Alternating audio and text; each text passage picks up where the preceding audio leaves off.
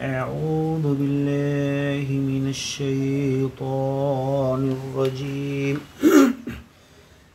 بسم الله الرحمن الرحيم.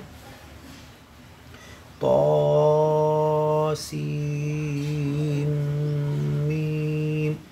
تلك آيات الكتاب المبين. لعلك باخع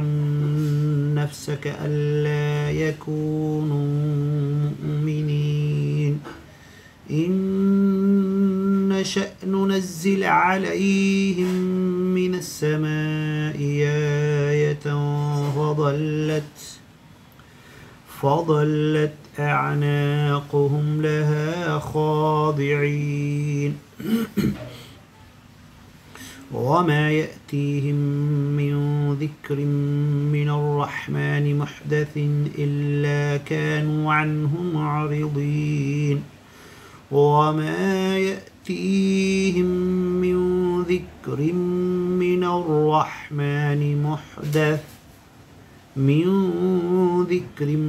الرحمن محدث إلا كانوا عنه معرضين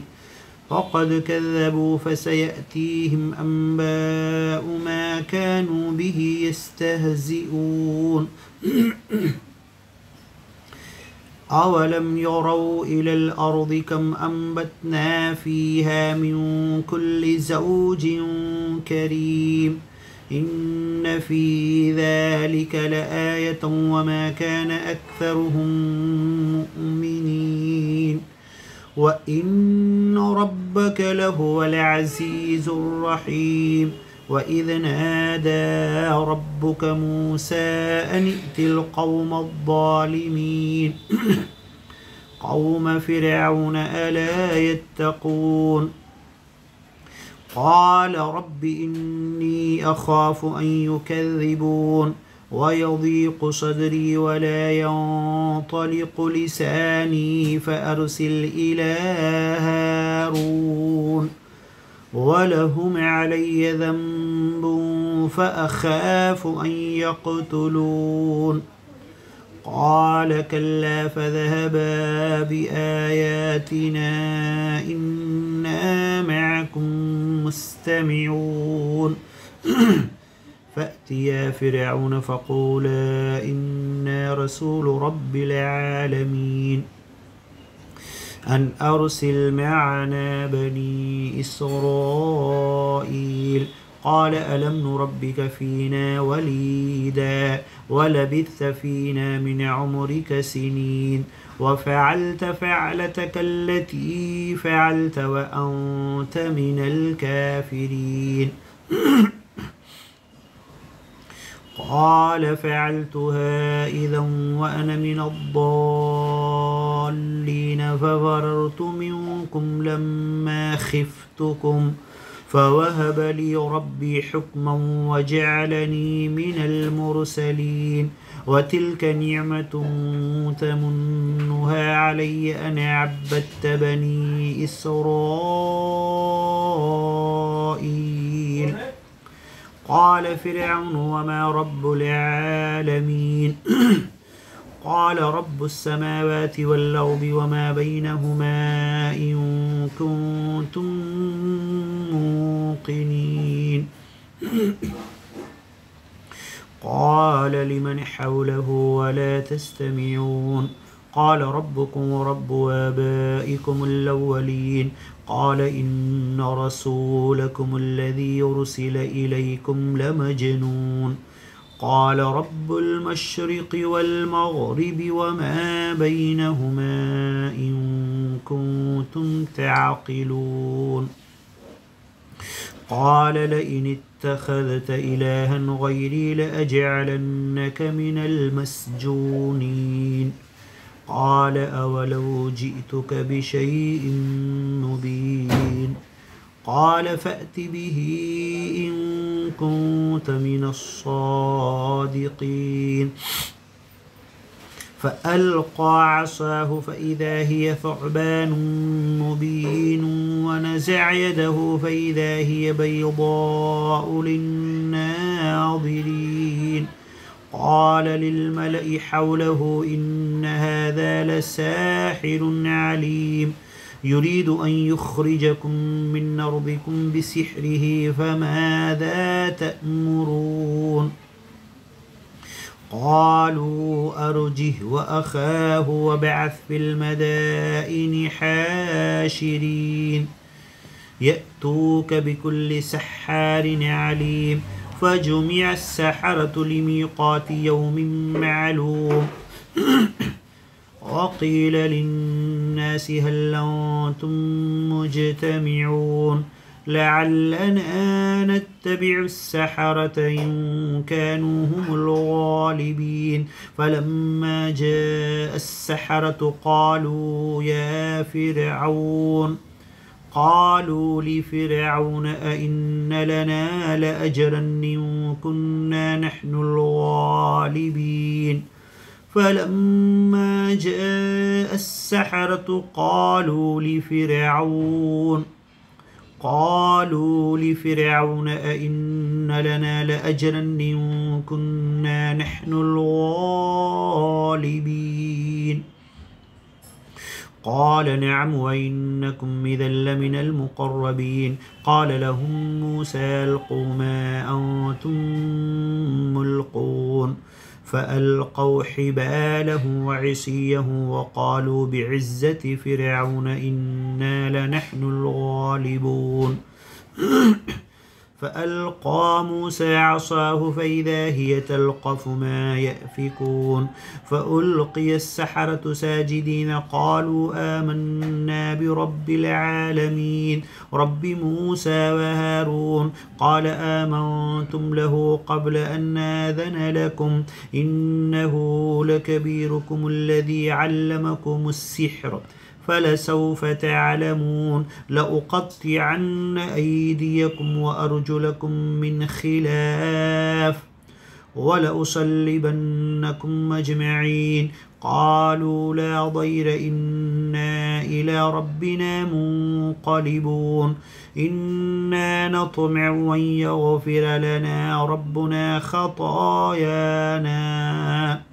أن كنا أول المؤمنين وأوحينا إلى موسى أن نسر بعبادي إنكم متبعون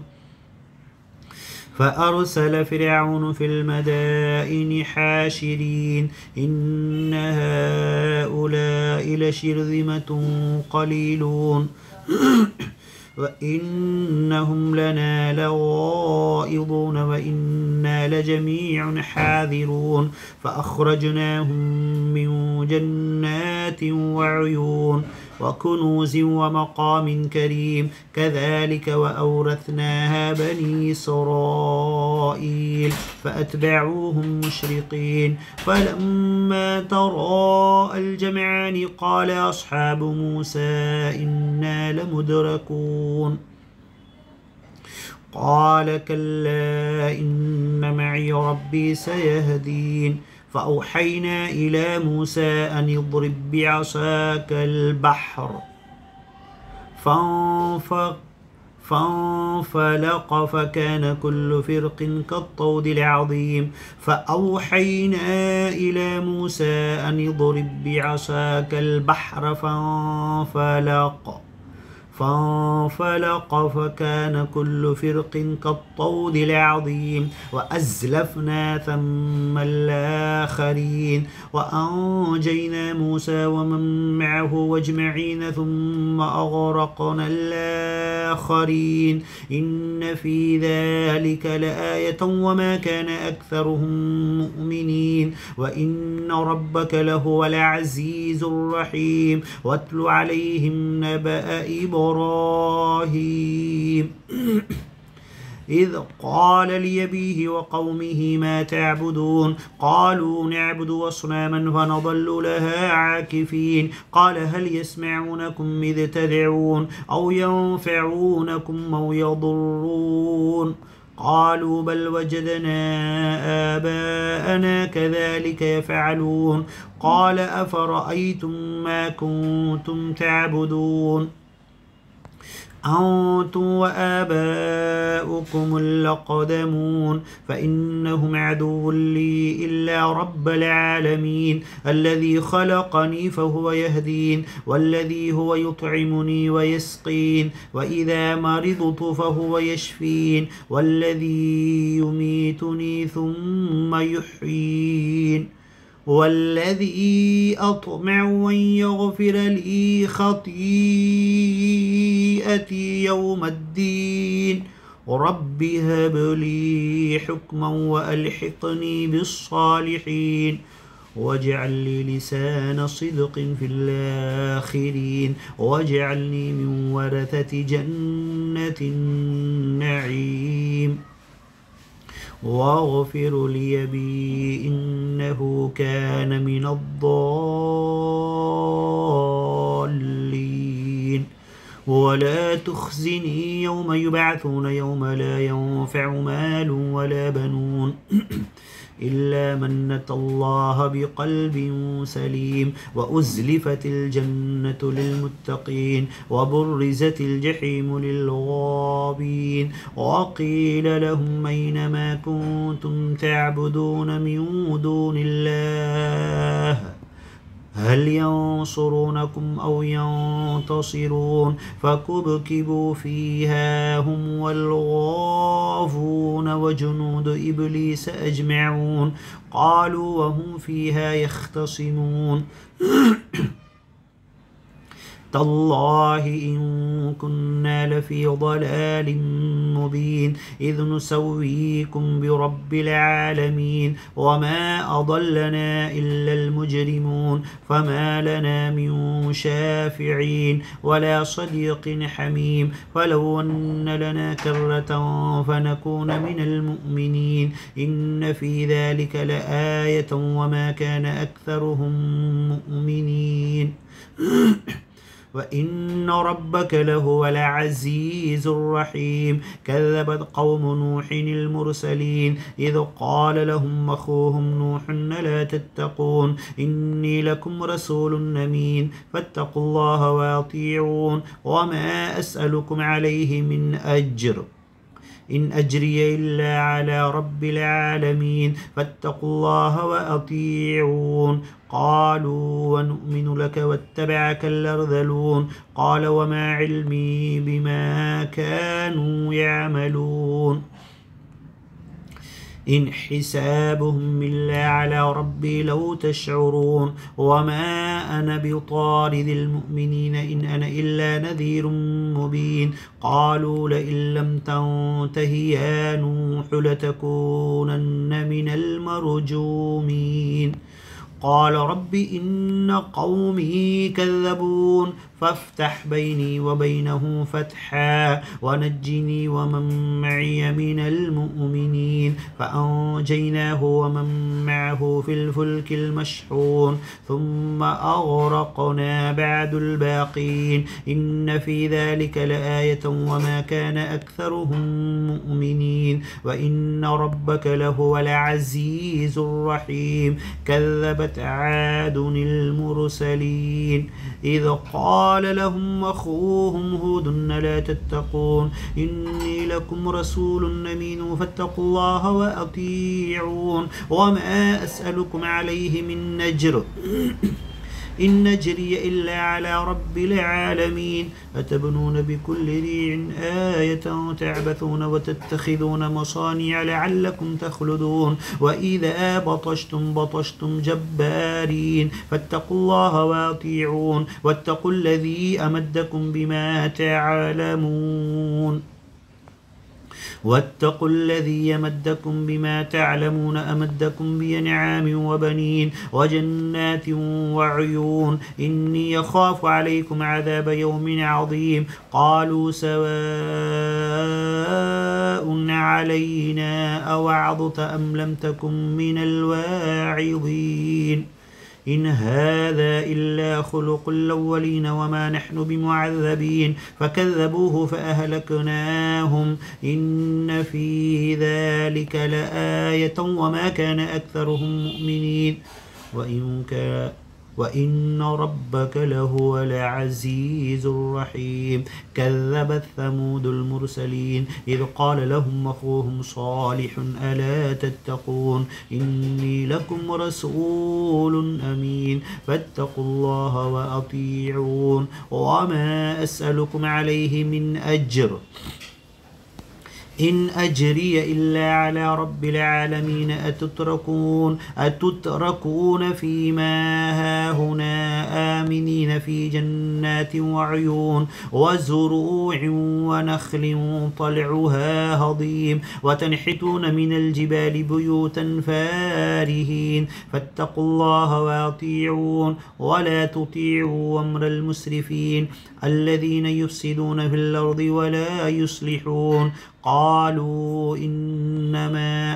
أنت من المسحرين ما أنت إلا بشر مثلنا فأت بآية إن كنت من الصادقين قال هذه ناقة لها شرب ولكم شرب يوم معلوم ولا تمسوها بسوء فيأخذكم عذاب يوم عظيم فعقروها فأصبحوا نادمين فأخذهم العذاب إن في ذلك لآية وما كان أكثرهم مؤمنين وإن ربك لهو العزيز الرحيم كذبت قوم لوط المرسلين إذ قال لهم أخوهم لوط ألا تتقون إني لكم رسول أمين فاتقوا الله وأطيعون وما أسألكم عليه من أجر إن أجري إلا على رب العالمين أتأتون الذكران من العالمين وتذرون ما خلق لكم ربكم من أزواجكم بل أنتم قوم عادون قالوا لئن لم تنته يا لوط لتكونن من المخرجين قال إني ليعملكم من القالين ورب نجني وأهلي مما يعملون فنجيناه وأهله أجمعين إلا عجوزا في الغابرين ثم دمرنا الآخرين وأمطرنا عليهم مطرا فساء مطر المنذرين إن في ذلك لآية وما كان أكثرهم مؤمنين وإن ربك لهو العزيز الرحيم كذب أصحاب الأيكة المرسلين إذ قال لهم شعيب لا تتقون إني لكم رسول أمين فاتقوا الله وأطيعون وما أسألكم عليه من أجر إن نجري إلا على رب العالمين أوفوا الكيل ولا تكونوا من المخسرين وزنوا بالقسطاس المستقيم ولا تبخسوا الناس أشياءهم ولا تعثوا في الأرض مفسدين واتقوا الذي خلقكم والجبلة الأولين قالوا إنما أنت من المسحرين وما أنت إلا بشر مثلنا وإن نظنك لمن الكاذبين فأسقط علينا كسفا من السماء إن كنت من الصادقين قال ربي يعلم بما تعملون فكذبوه فأخذهم عذاب يوم الظلة إنه كان عذاب يوم عظيم إن في ذلك لآية وما كان أكثرهم مؤمنين وإن ربك لهو العزيز الرحيم وإنه لتنزيل رب العالمين نزل به الروح الأمين على قلبك لتكون من المنذرين بلسان عربي مبين وإنه لفي زبر الأولين أولم يكن لهم آية أن يعلمه علماء بني إسرائيل ولو نزلناه على بعض الأعجمين فقرأه عليهم ما كانوا به مؤمنين كذلك سلكناه في قلوب المجرمين لا يؤمنون به حتى يروا العذاب الأليم فيأتيهم بغتة وهم لا يشعرون فيقولوا هل نحن منظرون أفبعذابنا يستعجلون أفرأيت إن متعناهم سنين ثم جاءهم ما كانوا يوعدون ما أغنى عنهم ما كانوا يمتعون وما أهلكنا من قرية إلا لها منذرون ذكرى وما كنا ظالمين وما تنزلت به الشياطين وما ينبغي لهم وما